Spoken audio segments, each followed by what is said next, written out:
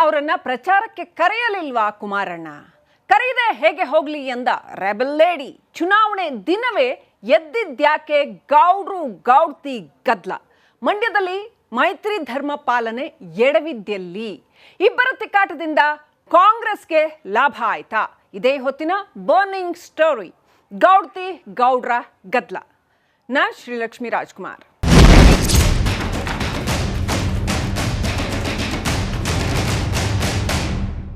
ಕರುನಾಡಿನಲ್ಲಿ ಮೊದಲ ಹಂತದ ಚುನಾವಣೆ ಮುಗಿದು ಹೋಗಿದೆ. ಆದರೆ ಕೆಲವೊಂದಿಷ್ಟು ಗೊಂದಲಗಳು ಮಾತ್ರ ಹಂಗೆ ಉಳ್ಕೊಂಡಿದೆ. ಅದರಲ್ಲೂ ಮಂಡ್ಯದಲ್ಲಿ ಮೈತ್ರಿ ಧರ್ಮ ಪಾಲನೆ ಆಗಿಲ್ಲ ಅನ್ನೋ ಮಾತುಗಳು ಪದೇ ಪದೇ ಕೇಳಿಬರ್ತಾ ಇದ್ದಾವೆ. ಖುದ್ದು ದೇವೇಗೌಡ್ರೆ ಸುಮಲತಾ ಅವರ ವಿರುದ್ಧ ಆರೋಪ ಮಾಡಿದ್ರು. ಆಗ ದೇವೇಗೌಡರ ಆರೋಪಕ್ಕೆ ಸುಮಲತಾ ಅಸಮಾಧಾನ ಹೊರಹಾಕಿದ್ರು. ಅಷ್ಟಕ್ಕೂ ರೆಬಲ್ ಲೇಡಿ ಹೇಳಿದ್ದೇನು, ಮಂಡ್ಯದಲ್ಲಿ ಆಗಿದ್ದೇನು ಹೇಳ್ತೀವಿ ನೋಡಿ.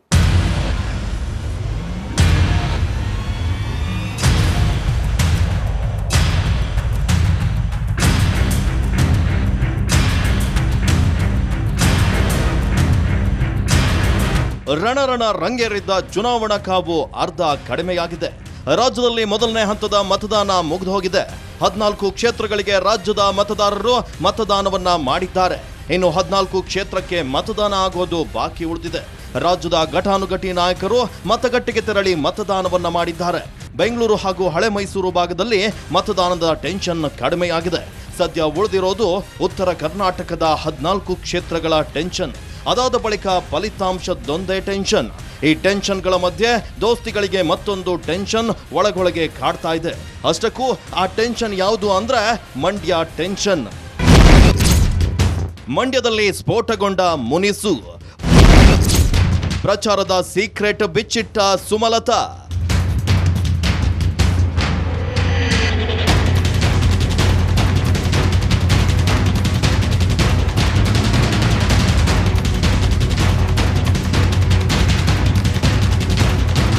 ವೀಕ್ಷಕರೇ, ಈ ಬಾರಿಯ ಚುನಾವಣೆಯಲ್ಲಿ ಎಲ್ಲರ ಗಮನ ಸೆಳೆದಿದ್ದು ಮಂಡ್ಯ ಲೋಕಸಭಾ ಕ್ಷೇತ್ರ. ಕಳೆದ ವಿಧಾನಸಭೆಯಲ್ಲಿ ಹೀನಾಯವಾಗಿ ಸೋತ ಬಳಿಕ ಕಾಂಗ್ರೆಸ್ ವಿರುದ್ಧ ಬಿಜೆಪಿ ಮತ್ತು ಜೆಡಿಎಸ್ ಒಂದಾಗಿದ್ವು. ಈ ಬಾರಿ 28ಕ್ಕೆ 28 ಸ್ಥಾನ ಗೆಲ್ಲಲೇಬೇಕು ಅಂತ ದೋಸ್ತಿಗಳು ಟೊಂಕ ಕಟ್ಟಿ ನಿಂತಿದ್ರು. ಅದರಂತೆ ದೋಸ್ತಿಗಳು ಕ್ಷೇತ್ರ ಹಂಚಿಕೆಯನ್ನ ಮಾಡಿಕೊಂಡಿದ್ವು. ಅದರಲ್ಲಿ 25 ಕ್ಷೇತ್ರಗಳು ಬಿಜೆಪಿಗೆ ಹೋದ್ರೆ 3 ಕ್ಷೇತ್ರಗಳು ಜೆಡಿಎಸ್ಗೆ ಬಿಟ್ಕೊಡಲಾಗಿತ್ತು. 2 ಕ್ಷೇತ್ರದಲ್ಲಿ ಜೆಡಿಎಸ್ ತನ್ನ ಅಭ್ಯರ್ಥಿಗಳನ್ನ ಘೋಷಿಸಿಕೊಂಡಿತ್ತು. ಆದ್ರೆ ಕೊನೆಯವರೆಗೂ ಸಸ್ಪೆನ್ಸ್ ಆಗಿ ಉಳಿದ ಕ್ಷೇತ್ರ ಅಂದ್ರೆ ಮಂಡ್ಯ. ಚುನಾವಣಾ ದಿನವೂ ಮಂಡ್ಯ ಕ್ಷೇತ್ರ ಮತ್ತೆ ದೊಡ್ಡ ಸಸ್ಪೆನ್ಸ್ ಅನ್ನ ಕಾಪಾಡಿಕೊಳ್ತಾ ಇದೆ.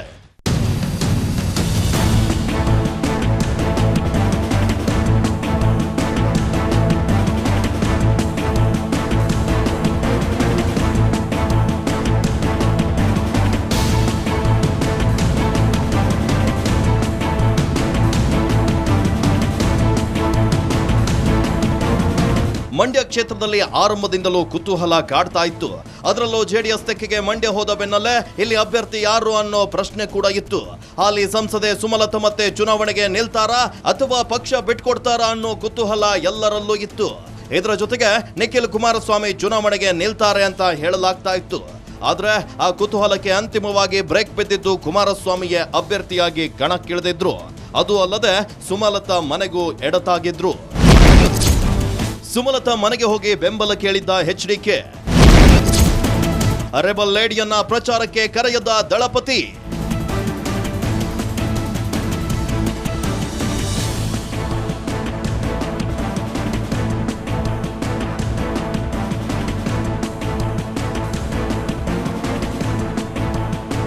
ಈ ಚುನಾವಣೆ ರಾಜ್ಯದ ಹಲವು ಕುತೂಹಲಕ್ಕೆ ಕಾರಣವಾಗಿತ್ತು. ಎಚ್.ಡಿ. ಕುಮಾರಸ್ವಾಮಿ ನೇರವಾಗಿ ಸುಮಲತಾ ಮನೆಗೆ ಹೋಗಿದ್ರು. ಅಲ್ಲದೆ ಚುನಾವಣೆಯಲ್ಲಿ ಬೆಂಬಲ ನೀಡುವಂತೆ ಕೇಳ್ಕೊಂಡಿದ್ರು. ಬಿಜೆಪಿಯನ್ನ ಸೇರಿಕೊಳ್ಳಲು ಸಿದ್ಧವಾಗಿದ್ದ ಸುಮಲತಾ ಅದಕ್ಕೆ ಓಕೆ ಕೂಡ ಅಂದಿದ್ರು. ಆದ್ರೆ ಇಲ್ಲೊಂದು ಸಮಸ್ಯೆ ಎದುರಾಗಿತ್ತು. ಅದೇನಂದ್ರೆ ಸುಮಲತಾ ಕ್ಷೇತ್ರವನ್ನ ತ್ಯಾಗ ಮಾಡಿದ್ದಾರೆ. ಆದ್ರೆ ಕುಮಾರಸ್ವಾಮಿ ಪರವಾಗಿ ಪ್ರಚಾರ ಮಾಡ್ತಾರಾ ಅನ್ನೋದು ಈ ಸಮಸ್ಯೆಗೆ ಸುಮಲತಾ ಸ್ಪಂದಿಸಿದ್ದಾರೆ. ಜೆಡಿಎಸ್ನಿಂದ ಯಾರು ಕೂಡ ಸುಮಲತರನ್ನ ಪ್ರಚಾರಕ್ಕೆ ಕರೆದೇ ಇಲ್ವಂತೆ. ಅದಲ್ಲದೆ ಬಿಜೆಪಿ ಕೂಡ ಪ್ರಚಾರಕ್ಕೆ ಹೋಗಿ ಅಂತ ಸೂಚಿಸಿಲ್ವಂತೆ. ಈಗ ಪಕ್ಷದಲ್ಲೂ ಇವರು ಅದನ್ನ ಕೇಳಲಿಲ್ಲ. ಒಂದಿನ ಎಲ್ಲರನ್ನೂ ಜೋಡಿಸಿ ಇಲ್ಲಿ ಪ್ರಚಾರಕ್ಕೆ ಕರೆಸಿ ಅನ್ನೋಂಥ ಮಾತನ್ನು ಯಾರೂ ನನಗೆ ಹೇಳಿಲ್ಲ ಈವರೆಗೂ. ಅಂಥದ್ರಲ್ಲಿ ನಾನು ಇಷ್ಟು ನಾನು ತ್ಯಾಗ ಮಾಡಿ ಅದಕ್ಕೆ ಬೆಲೆ ಇಲ್ಲದಂಗೆ ಆಗುತ್ತೆ ಅನ್ನೋ ಒಂದು ಬೇಜಾರು ನನ್ನಲ್ಲಿ ತುಂಬ ಕಾಡ್ತಿದೆ. ಹಾಗಾದರೆ ನಾನು ಮಾಡಿದ ತಪ್ಪ? ಇದಕ್ಕೇನಾದರೂ ನಾನು ರಿಯಾಕ್ಟ್ ಮಾಡಿದರೆ ಅದನ್ನು ಬೇರೆ ರೀತಿ ಸಂದೇಶ ಹೋಗಬಾರ್ದು ಅನ್ನೋವಂಥ ಇದರಲ್ಲಿ ನಾನು ಸುಮ್ಮನೆ ಇದ್ದೀನಿ ಇಷ್ಟು ದಿನ. ಕುಮಾರಸ್ವಾಮಿ ಸುಮಲತಾ ಮನೆಗೆ ಹೋದಾಗ ಬೆಂಬಲ ಕೊಡಿ ಅಂತ ಕೇಳಿದ್ರು. ಅದಾದ ಬಳಿಕ ಒಂದು ಫೋನ್ ಕೂಡ ಮಾಡಿಲ್ಲ. ಸೌಜನ್ಯಕ್ಕೂ ಪ್ರಚಾರಕ್ಕೆ ಬನ್ನಿ ಅಂತಾನು ಕರೆದಿಲ್ಲ.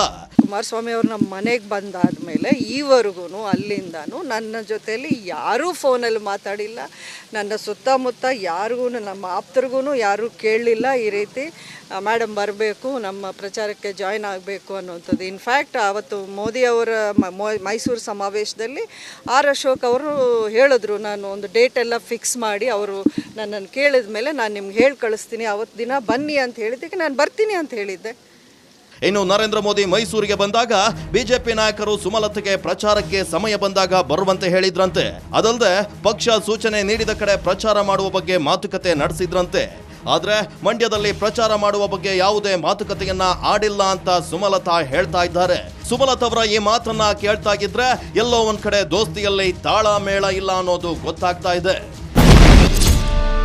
ಗೆದ್ದ ಕ್ಷೇತ್ರ ತ್ಯಾಗ ಮಾಡಿದ್ದು ನಂತಪ್ಪ?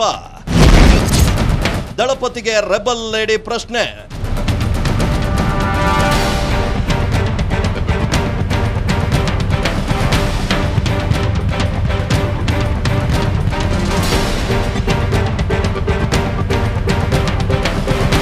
ಮಂಡ್ಯಕ್ಕೆ ಸದ್ಯ ಹಾಲಿ ಸಂಸದೆ ಆಗಿರೋ ಸುಮಲತಾ ಬಿಜೆಪಿ ಮತ್ತು ಜೆಡಿಎಸ್ ಮೈತ್ರಿ ಆಗುತ್ತೆ ಅನ್ನೋ ಸುದ್ದಿ ಹೊರಬಿದ್ದಾಗಲೇ ಸುಮಲತಾ ದೆಹಲಿಗೆ ಹೋಗಿದ್ರು. ಮಂಡ್ಯವನ್ನ ಜೆಡಿಎಸ್ಗೆ ಬಿಟ್ಟು ಕೊಡಬೇಡಿ ಅಂತ ಮೋದಿ ಮತ್ತು ಅಮಿತ್ ಶಾ ಬಳಿ ಕೇಳ್ಕೊಂಡಿದ್ರು. ಆದ್ರೆ ಮೈತ್ರಿ ಧರ್ಮ ಪಾಲನೆಯಲ್ಲಿ ಮಂಡ್ಯವನ್ನ ಜೆಡಿಎಸ್ಗೆ ಬಿಜೆಪಿ ಬಿಟ್ಕೊಟ್ಟಿತ್ತು. ಆಗ ಸುಮಲತೆಗೆ ಟಿಕೆಟ್ ಕೈ ತಪ್ಪಿತ್ತು. ಆದ್ರೂ ಕೂಡ ಪಕ್ಷೇತರರಾಗಿ ನಿಲ್ಲದ ಸುಮಲತಾ ಜೆಡಿಎಸ್ಗೆ ಸೀಟ್ ಬಿಟ್ಕೊಟ್ಟಿದ್ರು. ಈಗ ಅದೇ ತ್ಯಾಗದ ಪ್ರಶ್ನೆಯನ್ನ ಮಾಡ್ತಾ ಇದ್ದಾರೆ. ಎಷ್ಟೋ ಜನ ಸೋತ ಸೀಟನ್ನೇ ಬಿಟ್ಕೊಡೋದಿಲ್ಲ, ಅಂಥದ್ರಲ್ಲಿ ನಾನು ಗೆದ್ದ ಸೀಟ್ ಬಿಟ್ಕೊಟ್ಟಿದ್ದೇನೆ, ಇದು ನಂತಪ್ಪ ಅಂತ ಕೇಳ್ತಿದ್ದಾರೆ. ಎಷ್ಟೋ ಜನ ಬೆಂಬಲಿಗರು ಈ ನನ್ನ ನಿರ್ಧಾರಕ್ಕೆ ವಿರೋಧವಾಗಿದ್ದರು. ನೀವೇ ನೋಡಿದ್ರಿ ನಮ್ಮ ಮನೆಗೆ ಬಂದಾಗ ಅವರು ಯಾರ್ಯಾರು ಏನೇನು ಹೇಳಿಕೆ ಕೊಟ್ಟರು ಎಲ್ರಿಗೂ ನಾನು ಸಮಾಧಾನ ಮಾಡ್ತಾ ಬಂದಿದ್ದೀನಿ. ಯಾರು ಮಾಡ್ತಾರೆ ಈ ಕೆಲಸ? ನಾನೇ ಹೇಳ್ತಾ ಇದ್ದೀನಲ್ಲ, ಸೋತ ಸೀಟನ್ನು ಪದೇ ಪದೇ ಸೋತ ಸೀಟನ್ನು ಯಾರು ಬಿಟ್ಕೊಡೋ ಅಂಥ ಒಂದು ಪರಿಸ್ಥಿತಿ ಇಲ್ಲ ಇವತ್ತಿನ ರಾಜಕಾರಣದಲ್ಲಿ. ಗೆದ್ದ ಸೀಟನ್ನು ನಾನು ಮನಸ್ಫೂರ್ತಿಯಾಗಿ ಬಿಟ್ಕೊಟ್ಟಿದ್ದೀನಿ. ನಾನು ಇದಕ್ಕಿಂತ ನಿಮ್ಗೆ ಇನ್ನೇನು ಮಾಡಬೇಕು? ನಾನು ಇಲ್ಲಿ ಸುಮಲತರ ಮಾತುಗಳನ್ನ ಸೂಕ್ಷ್ಮವಾಗಿ ಗಮನಿಸಿದ್ರೆ ಒಂದಂತೂ ಅರ್ಥವಾಗುತ್ತೆ. ಅದೇನಂದ್ರೆ ಬೆಂಗಳೂರಿನಲ್ಲಿರೋ ಸುಮಲತಾ ಅತ್ತ ಮಂಗಳೂರುವರೆಗೂ ಪ್ರಚಾರಕ್ಕೆ ಹೋಗಿದ್ದಾರೆ. ಬಿಜೆಪಿ ಪರವಾಗಿ ಮಂಗಳೂರಿನಲ್ಲಿ ಪ್ರಚಾರ ಮಾಡಿದ್ದಾರೆ. ಹಾಗೆ ಮೈಸೂರಿನಲ್ಲಿ ಯದುವೀರ್ ಒಡೆಯರ್ ಪರವಾಗಿ ಪ್ರಚಾರ ಮಾಡಿದ್ದಾರೆ. ಮಂಗಳೂರು ಮತ್ತು ಮೈಸೂರು ಮಧ್ಯದಲ್ಲಿರೋ ಮಂಡ್ಯದಲ್ಲಿ ಪ್ರಚಾರಕ್ಕೆ ಯಾವ ಕಾರಣಕ್ಕೆ ಹೋಗಿಲ್ಲ ಅನ್ನೋದು ಇದೇ ಪ್ರಶ್ನೆಯನ್ನ ಸುಮಲತಾ ಕೂಡ ಕೇಳ್ತಾ ಇದ್ದಾರೆ. ಮಂಗಳೂರು ಪ್ರಚಾರಕ್ಕೆ ಹೋಗಿ ಅನ್ನೋರು ಮಂಡ್ಯ ಕರೆದಿಲ್ಲ, ಮಂಡ್ಯಕ್ಕೆ ಕರೆದರೆ ನಾನು ಬರೋದಿಲ್ವಾ ಅಂತ ಮರು ಪ್ರಶ್ನೆಯನ್ನ ಹಾಕಿದ್ದಾರೆ. ಪಕ್ಷ ಸೂಚನೆ ಕೊಟ್ಟಿದ್ದ ಕಡೆ ಎಲ್ಲ ನಾನು ಹೋಗಿದ್ನೋ ಇಲ್ವೋ, ಸಂಬಂಧ ಇದೆಯೋ ಇಲ್ವೋ ಆ ಕ್ಷೇತ್ರಕ್ಕೆಲ್ಲ ನಾನು ಹೋಗಿದ್ನೋ ಇಲ್ಲಿ, ಮಂಗಳೂರುವರೆಗೂ ಹೋಗಿದ್ದೀನಿ, ಮಂಡ್ಯಕ್ಕೆ ಬರಲ್ಲ ನಾನು ಅವ್ರು ಹೇಳಿದ್ರೆ. ನಾನು ಪಕ್ಷದಲ್ಲೂ ಕೇಳಿದ್ದೀನಿ, ಹಂಗೂ ಮೊನ್ನೆ ಮೈಸೂರಲ್ಲಿ ಸಿಕ್ಕಿದಾಗ ಯದುವೀರವ್ರಿಗೆ ನಾನು ಪ್ರಚಾರಕ್ಕೆ ಹೋದಾಗ, ಇಲ್ಲ ನಮ್ಗೆ ಸೂಚನೆ ಬಂದರೆ ನಿಮಗೆ ನಾವು ಹೇಳಿ ಕಳಿಸ್ತೀವಿ, ಇವರೆಗೂ ನಮಗೇನು ರಿಕ್ವೆಸ್ಟ್ ಬಂದಿಲ್ಲ ಅನ್ನೋಂಥ ಮಾತುಗಳನ್ನೇ ಕೆಲವರು ಹೇಳಿದ್ರು. ಹಾಗಾದರೆ ನಾನು ಏನು ಅಂತ ಅರ್ಥ ಮಾಡ್ಕೊಳ್ಳಿ, ನೀವೇ ಹೇಳಿ. ಕೆಲವು ದಿನಗಳ ಹಿಂದೆ ಮಾತನಾಡಿದ್ದ ದೇವೇಗೌಡರು ಇದೇ ವಿಚಾರವಾಗಿ ಪ್ರಸ್ತಾಪ ಮಾಡಿದ್ರು. ಕೆಲವು ವ್ಯಕ್ತಿಗಳು ಭಾರತೀಯ ಜನತಾ ಪಾರ್ಟಿ ಅವರು ಕೋಆಪರೇಟ್ ಮಾಡ್ತಾ ಇಲ್ಲ ಅಷ್ಟೇ. ನಾನು ಇದನ್ನು ಗಮನದಲ್ಲಿ ಇಟ್ಕೊಂಡೇ ಹೇಳಿದ್ದೇನೆ, ಕಾವೇರಿ ಬೇಸಿನ ಎಲ್ಲ ಸ್ಥಾನಗಳನ್ನು ಗೆಲ್ಲಲಿಕ್ಕೆ ಸಾಧ್ಯ. ಈಗ ಮಂಡ್ಯದಲ್ಲಿ ಸುಮಲತಾ ಅವರು ಕುಮಾರಸ್ವಾಮಿಗೆ ಕೋಆಪರೇಟ್ ಮಾಡಿಲ್ಲ. ನರೇಂದ್ರ ಮೋದಿ ಜೊತೆಯಲ್ಲಿ ಮೈಸೂರು, ಚಿಕ್ಕಬಳ್ಳಾಪುರದಲ್ಲಿ ಗೌಡ್ರು ಅಬ್ಬರದ ಪ್ರಚಾರವನ್ನ ಮಾಡಿದ್ರು. ಇದಾದ ಬಳಿಕ ಮಂಡ್ಯದಲ್ಲಿ ಸುಮಲತಾ ನಮಗೆ ಬೆಂಬಲವನ್ನ ಕೊಟ್ಟಿಲ್ಲ ಅನ್ನೋ ದಾಟಿಯಲ್ಲಿ ಮಾತನಾಡಿದ್ರು. ಇದಕ್ಕೆ ಸುಮಲತಾ ರಿಯಾಕ್ಷನ್ ಕೊಟ್ಟಿದ್ದಾರೆ. ನನಗೆ ಸೀಟ್ ಹೋಗಿದ್ದಕ್ಕೆ ಬೇಜಾರಿಲ್ಲ, ದೇವೇಗೌಡರು ಈ ರೀತಿ ಮಾತನಾಡಿದ್ದಕ್ಕೆ ತುಂಬಾ ಬೇಜಾರಾಗಿದೆ ಅಂತ ಹೇಳಿದ್ದಾರೆ. ಅನಾವಶ್ಯಕವಾಗಿ ಯಾಕೆ ಮಾಡಲಿ, ಆದರೆ ನನ್ನನ್ನು ಕರೆದಿಲ್ಲ.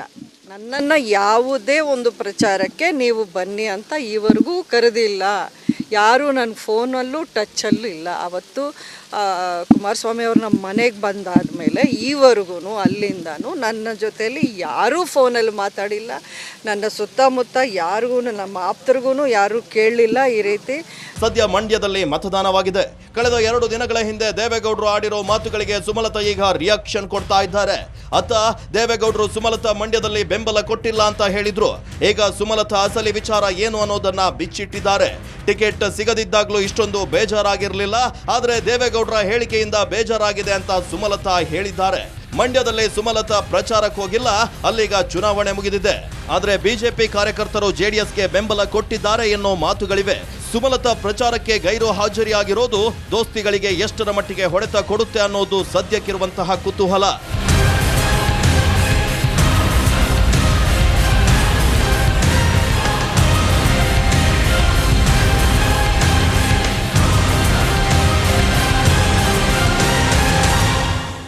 ಮಂಡ್ಯದಲ್ಲಿ ಮೊದಲು ಗೊಂದಲ ಆರಂಭ ಆಗಿದ್ ಯಾಕೆ? ಸುಮಲತಾ ಆ ಒಂದು ಕಾರಣಕ್ಕೆ ಪ್ರಚಾರಕ್ಕೆ ಹೋಗ್ಲಿಲ್ವಾ? ಹಾಗಿದ್ರೆ ಆ ಕಾರಣ ಯಾವುದು? ಚುನಾವಣೆ ಘೋಷಣೆ ಬೆನ್ನಲ್ಲೇ ದೋಸ್ತಿಯಲ್ಲಿ ಎಲ್ಲಾ ಕ್ಷೇತ್ರಗಳಲ್ಲೂ ಕ್ಲಿಯರ್ ಇತ್ತು, ಆದ್ರೆ ಗೊಂದಲ ಇದ್ದಿದ್ದು ಮಾತ್ರ ಮಂಡ್ಯದಲ್ಲಿ. ಈ ಗೊಂದಲ ಮತದಾನದ ದಿನದವರೆಗೂ ಕೂಡ ಮುಗಿಲಿಲ್ಲ. ಹಾಗಿದ್ರೆ ಮಂಡ್ಯದಲ್ಲಿ ಗೊಂದಲಕ್ಕೆ ಕಾರಣವಾದ ಅಂಶಗಳೇನು? ಈ ಗೊಂದಲ ಪರಿಹರಿಸೋದಕ್ಕೆ ದಳಪತಿಗಳು ಯಾವ ಕಾರಣಕ್ಕಾಗಿ ಮುಂದಾಗಲಿಲ್ಲ ಹೇಳ್ತೀವಿ ನೋಡಿ.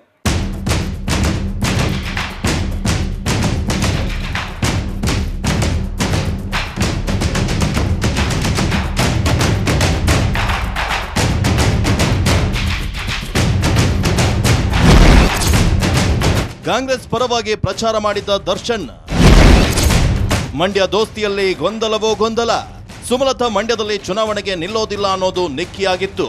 ಆಗ ಎಲ್ಲರಲ್ಲೂ ಒಂದು ಅನುಮಾನ ಕಾಡ್ತಾ ಇತ್ತು, ಸುಮಲತಾ ಪ್ರಚಾರಕ್ಕೆ ಬರ್ತಾರಾ ಇಲ್ಲ ಅನ್ನೋದು. ಸುಮಲತಾ ನೇತೃತ್ವದಲ್ಲಿ ನಡೆದಿದ್ದ ಎಲ್ಲ ಸಭೆಯಲ್ಲೂ ನಟ ದರ್ಶನ್ ಭಾಗಿಯಾಗಿದ್ರು. ಹೀಗಾಗಿ ಸುಮಲತಾ ಮತ್ತು ದರ್ಶನ್ ಕುಮಾರಸ್ವಾಮಿ ಪರವಾಗಿ ಪ್ರಚಾರ ಮಾಡ್ತಾರೆ ಅನ್ನೋ ನಿರೀಕ್ಷೆ ಎಲ್ಲರಲ್ಲೂ ಇತ್ತು. ಆದ್ರೆ ಕೊನೆ ಕ್ಷಣದವರೆಗೂ ಸುಮಲತಾ ಮಂಡ್ಯಕ್ಕೆ ಬರಲಿಲ್ಲ, ಬದಲಾಗಿ ಮೈಸೂರಿಗೆ ಹೋದ್ರು, ಮಂಗಳೂರಿಗೆ ಹೋದ್ರು. ಆದ್ರೆ ಮಂಡ್ಯಕ್ಕೆ ಮಾತ್ರ ಬರಲೇ ಇಲ್ಲ. ಹೀಗಾಗಿ ಮಂಡ್ಯದಲ್ಲಿ ಗೊಂದಲಮಯ ವಾತಾವರಣ ಇದ್ದಿದ್ದು ಸುಳ್ಳಲ್ಲ.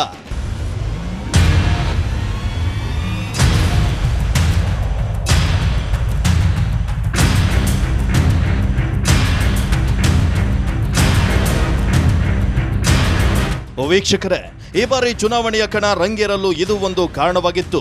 ಅದೇನಂದ್ರೆ ಕಳೆದ ವಿಧಾನಸಭಾ ಚುನಾವಣೆಯಲ್ಲಿ ಜೆಡಿಎಸ್ ಮತ್ತು ಬಿಜೆಪಿ ಹೀನಾಯವಾಗಿ ಸೋತಿದ್ವು. ಆಗ ಸೋತ 2 ಪಕ್ಷಗಳು ಕಾಂಗ್ರೆಸ್ ವಿರುದ್ಧ ಮೈತ್ರಿಯನ್ನ ಮಾಡಿಕೊಂಡಿದ್ವು. ಅದಲ್ಲದೆ ಮೈತ್ರಿಯಾಗಿ ಲೋಕಸಭಾ ಚುನಾವಣೆ ಎದುರಿಸೋ ಶಪಥವನ್ನ ಮಾಡಿದ್ವು. ಆಗ ಗೊಂದಲಕ್ಕೆ ಬಿದ್ದಿದ್ದು ಇದೇ ರೆಬಲ್ ಲೇಡಿ ಸುಮಲತಾ.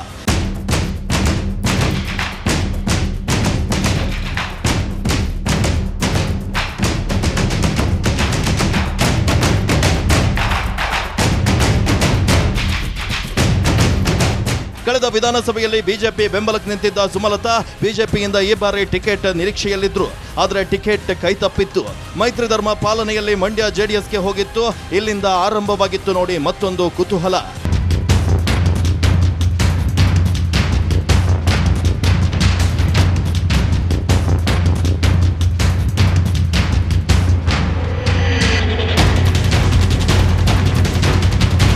ಯಾವಾಗ ಮಂಡ್ಯ ಕ್ಷೇತ್ರವನ್ನ ಬಿಜೆಪಿ ಜೆಡಿಎಸ್ಗೆ ಬಿಟ್ಕೊಡ್ತೋ ಸುಮಲತಾ ರಾಜಕೀಯ ಜೀವನ ಅತಂತ್ರ ಆಯ್ತು ಅಂತಾನೆ ಎಲ್ಲರೂ ಕೂಡ ಭಾವಿಸಿದ್ರು.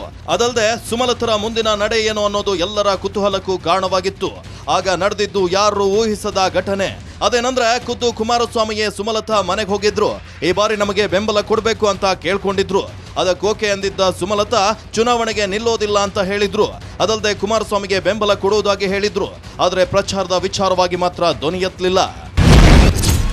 ಮಂಡ್ಯದಲ್ಲಿ ಕಾಣಿಸಿಕೊಳ್ಳದ ಸುಮಲತಾ, ಕಾರ್ಯಕರ್ತರು ಮಾತ್ರವೇ ದೋಸ್ತಿ ಬೆಂಬಲಕ್ಕೆ.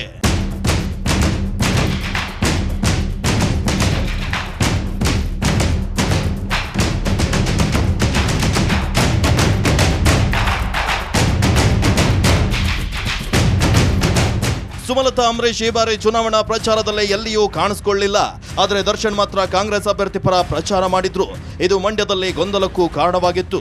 ಈ ಬಗ್ಗೆ ಸುಮಲತರನ್ನೇ ಕೇಳಿದಾಗ ಪ್ರಚಾರದ ವಿಚಾರವಾಗಿ ಯಾವುದೇ ಮಾತುಕತೆ ನಡೆದಿಲ್ಲ ಅನ್ನೋ ಉತ್ತರವನ್ನ ನೀಡಿದ್ರು. ಹಾಗೆ ನೋಡಿದ್ರೆ ಖುದ್ದು ಕುಮಾರಸ್ವಾಮಿ ಪ್ರಚಾರಕ್ಕೆ ಕರೀತಾರೆ ಅನ್ನೋ ನಿರೀಕ್ಷೆಯಲ್ಲಿ ಸುಮಲತಾ ಇದ್ರು ಅಂತ ಕಾಣುತ್ತೆ.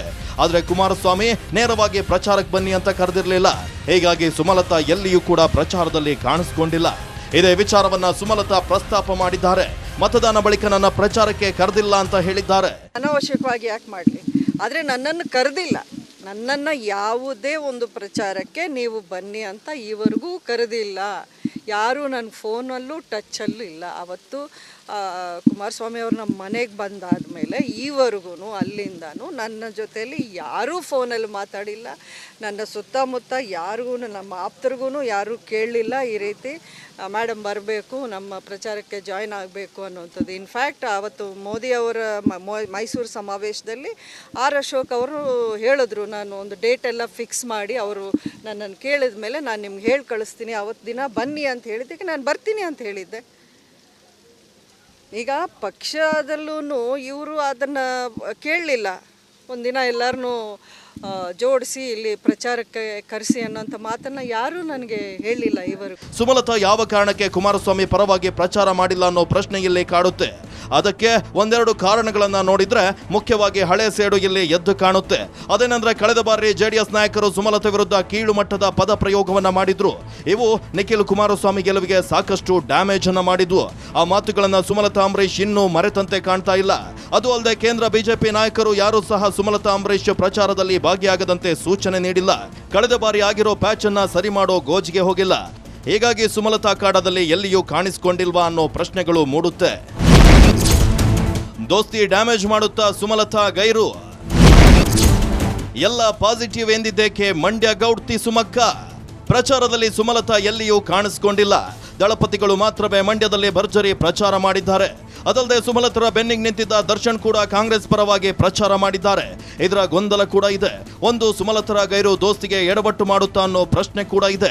ಆದರೆ ಖುದ್ದು ದೇವೇಗೌಡ್ರೆ ಈ ವಿಚಾರವಾಗಿ ಯಾವುದೇ ಡ್ಯಾಮೇಜ್ ಮಾಡಲ್ಲ ಅಂತ ಹೇಳಿದ್ದಾರೆ. ಅದಲ್ಲದೆ ಸುಮಲತಾ ಕೂಡ NDA ಅಭ್ಯರ್ಥಿ ಕುಮಾರಸ್ವಾಮಿ ಗೆಲ್ಲುವ ವಿಶ್ವಾಸವನ್ನ ವ್ಯಕ್ತಪಡಿಸಿದ್ದಾರೆ. ನೋಡಿ, ನಾವು ಗುರಿ ಅಂತೂ NDA BJP 28 ಗೆಲ್ಲಬೇಕು ಅನ್ನೋ ಗುರಿ ಅಂತೂ ಇದೆ.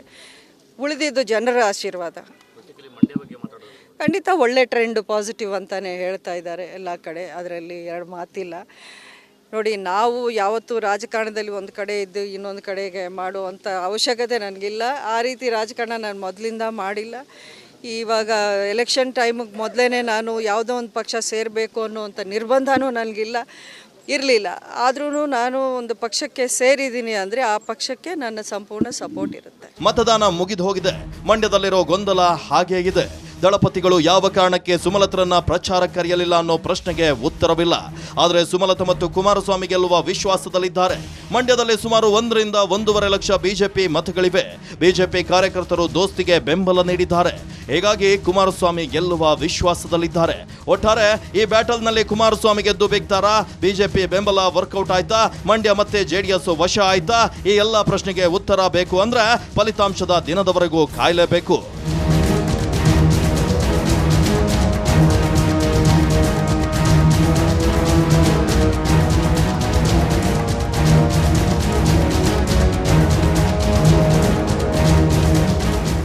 ಚುನಾವಣೆಗೆ ತೆರೆ ಬಿದ್ದಿದೆ.